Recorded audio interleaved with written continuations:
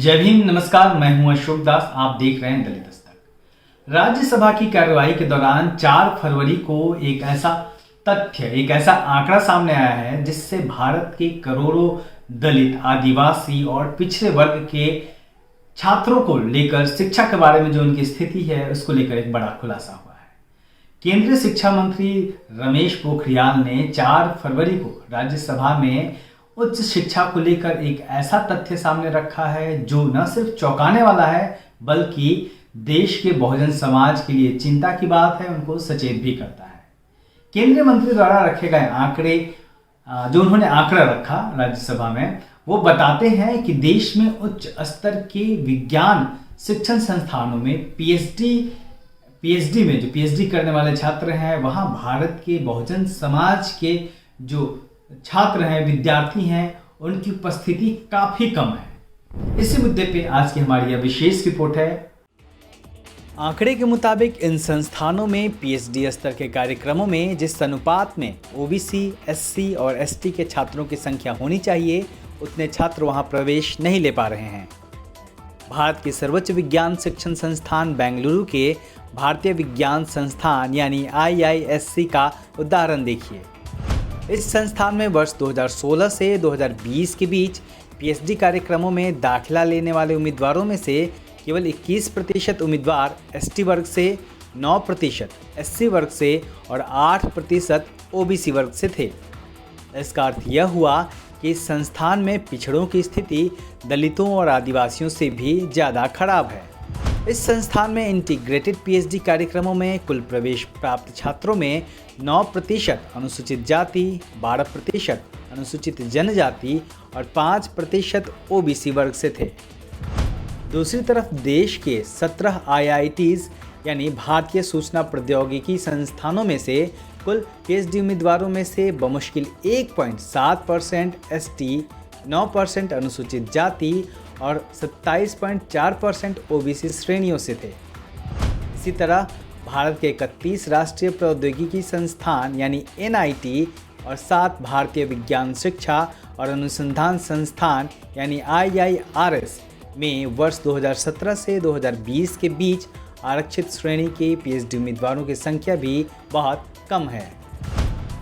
सन 2015 से 2019 के बीच IIT मुंबई में पीएचडी के सभी उम्मीदवारों में से केवल 1.6% अनुसूचित जनजाति, 7.5% अनुसूचित जाति और 19.2% ओबीसी श्रेणी से थे। 4 फरवरी को केंद्रीय शिक्षा मंत्री रमेश पोखरियाल ने जो आंकड़े बताए, उनमें इन संस्थानों में पीएचडी कार्यक्रमों से ड्रॉप आउट छात्रों के आंकड़े भी शामिल थे। इन सभी संस्थानों में से 7 IISER का रिकॉर्ड विशेष रूप से खराब पाया गया। इसका कारण यह है कि इन संस्थानों में से अनुसूचित जनजाति श्रेणी के 13.3% छात्रों को बीच में ही अपनी पढ़ाई छोड़नी पड़ी थी। यह तब है जबकि कानूनी रूप से भारत में पिछड़े वर्ग के लिए 27%, दलित समाज के लिए यानी जो अनुसूचित जाति समाज है उसके लिए 15% आरक्षण है और जनजाति समाज के लिए 7.5% रिजर्वेशन का प्रावधान कानून में दिया गया है। राज्यसभा में शिक्षा मंत्रालय की ओर से जो आंकड़ा दिया गया है उससे साफ पता चलता है कि इन संस्थानों में छात्रों की जितनी संख्या होनी चाहिए, जितनी संख्या में छात्रों को पीएचडी में एडमिशन मिलना चाहिए, उतना है नहीं। इसका अर्थ यह भी है कि बहुजनों के हक में संविधान में दिए गए आरक्षण के कानूनों को कागज पर तो जिंदा रखा गया है, कानूनी रूप से तो जिंदा रखा गया है, लेकिन जमीनी हकीकत यह है कि उन्हें उनके हक नहीं मिल रहे हैं और उनके इस हक को खत्म करने की साजिश रची जा रही है। नवंबर 2020 में हिंदुस्तान टाइम्स की एक रिपोर्ट में इस मुद्दे पर आंकड़ों सहित खबर प्रकाशित की गई थी। अखबार की उस रिपोर्ट के अनुसार अनुसूचित जनजाति, अनुसूचित जाति और ओबीसी वर्ग के उम्मीदवारों द्वारा पर्याप्त संख्या में आवेदन किए जाने के बावजूद IIT मुंबई में पीएचडी कार्यक्रमों में आरक्षित वर्ग के छात्रों की संख्या बहुत कम बनी हुई है। यानी साफ है कि इन छात्रों का चयन के दौरान और चयन के बाद पढ़ाई के दौरान संख्या अचानक से घट रही है। राज्यसभा में इस चौंकाने वाले खुलासे के बाद भारतीय छात्र महासंघ की केंद्रीय कार्यकारिणी समिति ने एक महत्वपूर्ण बयान जारी किया है। बयान में साफ तौर पर कहा गया है कि देश के प्रमुख तकनीकी संस्थानों में आरक्षण के विधान द्वारा बनाए गए मानदंडों के लगातार उल्लंघन के कारण इन संस्थानों में वंचित बहुजनों का प्रतिनिधित्व लगातार कम होता गया है। इसका साफ मतलब यह है कि इन संस्थानों में शिक्षण प्रशिक्षण का समावेशी माहौल नहीं बन पा रहा है। इसी के चलते छात्रों को बड़ी संख्या में अपनी पढ़ाई बीच में ही छोड़नी पड़ती है।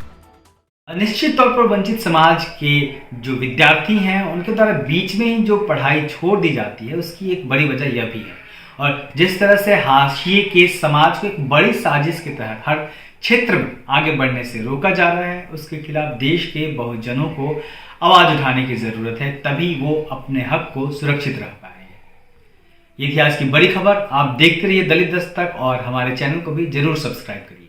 जय हिंद। दलित दस्तक आपका अपना चैनल है। यह चैनल आपकी आवाज उठाने के लिए है। इसको जरूर सब्सक्राइब करें और अपने दोस्तों से भी करवाएं। बेल आइकन पर भी जरूर क्लिक करें।